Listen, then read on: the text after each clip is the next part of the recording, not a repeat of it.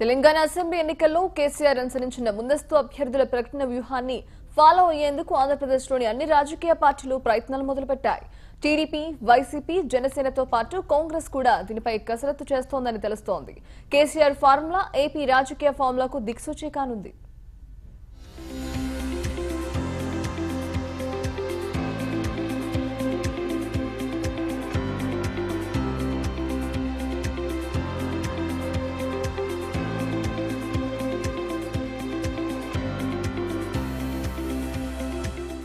తెలంగాణలో ఘన విజయం సాధించిన తర్వాత టీఆర్ఎస్ అధినేత అనుసరించిన వ్యూహాలు రాజకీయ పార్టీలకు దిక్సూచిలా మారాయి. తెలంగాణలో ఎవరూ ఊహించని విధంగా ముందస్తు ఎన్నికలకు వెళ్లిన గులాబీ బాస్ ఎన్నికలకు 3 నెలల ముందుగానే అభ్యర్థులను ప్రకటించి మరో సంచలనానికి తెరతీశారు. సిట్టింగ్ ఎమ్మెల్యేలకు సీట్లు ఇచ్చారనే విషయం కాసేపు పక్కన పెడితే ఎన్నికలకు 3 నెలల ముందుగా అభ్యర్థులను ప్రకటించడం నిజంగా ఓ సంచలన నిర్ణయమే. కేసీఆర్ అనుసరించిన ఈ వ్యూహం సరికాదని ఎన్నికలకు ముందు అనేక మంది నాయకులు అభిప్రాయపడ్డారు.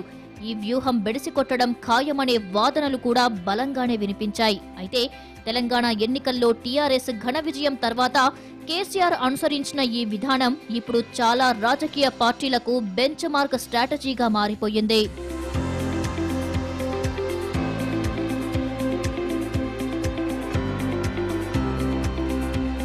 ఎన్నికలకు కొద్ది రోజుల ముందు హడావిడిగా అభ్యర్థులను ప్రకటించడానికి బదులుగా కేసీఆర్ తరహాలోనే ముందు అభ్యర్థులను ప్రకటిస్తే మంచి ఫలితాలు వస్తాయని ఎన్నికలకు వెళ్లడానికి సిద్ధమవుతున్న పలు రాజకీయ పార్టీలు భావిస్తున్నాయి.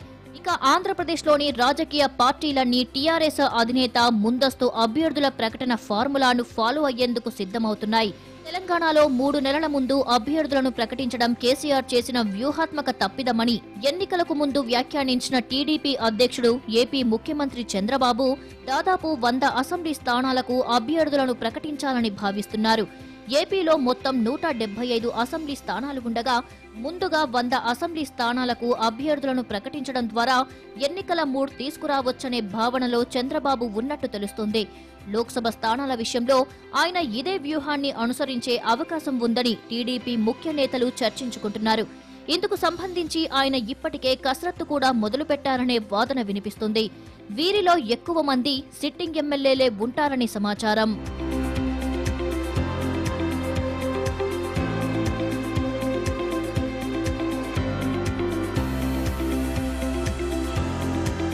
వంద అసెంబ్లీ స్థానాలకు అభ్యర్థులను ప్రకటించాలని వైసీపీ అధ్యక్షుడు జగన్మోహన్ రెడ్డి ప్రయత్నాలు చేస్తున్నట్టు తెలుస్తోంది. ఇందుకు సంబంధించి ఇప్పటికే ఓ జాబితాను కూడా తయారు చేసిందనే ఊహాగానాలు కూడా ఆ పార్టీ వర్గాల్లో వినిపిస్తున్నాయి. ప్రతిపక్షం కావడం, టికెట్ ఆశించే అభ్యర్థుల సంఖ్య ఎక్కువగా ఉండటంతో ముందుగానే అభ్యర్థుల జాబితాను ప్రకటిస్తే ఆ తర్వాత చెలరేగే అసంతృప్తిని చల్లబర్చడం ఈజీ అవుతుందనే భావనలో వైసీపీ ఉన్నట్టు ప్రచారం జరుగుతుంది.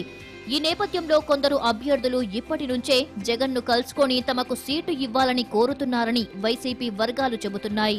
ఏపీలో నిర్ణయాత్మక శక్తిగా ఎదగాలని ప్రయత్నిస్తున్న పవన్ కళ్యాణ్ నేతృత్వంలోని జనసేన కూడా ముందస్తు అభ్యర్థుల ప్రకటన కోసం కసరత్తు మొదలుపెట్టినట్లు వార్తలు వినిపిస్తున్నాయి.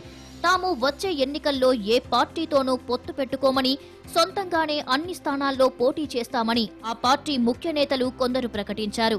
ఈ నేపథ్యంలోనే జనసేన బలంగా ఉందని భావిస్తున్న కొన్ని స్థానాల్లో ముందుగానే అభ్యర్థులను ప్రకటించేందుకు ఆ పార్టీ సిద్ధమవుతుంది. అయితే జనసేన అభ్యర్థుల ప్రకటన జనవరిలో ఉండకపోవచ్చని, దీనిపై ఆ పార్టీ ఫిబ్రవరిలో నిర్ణయం తీసుకునే అవకాశం ఉందని ఊహాగానాలు వినిపిస్తున్నాయి.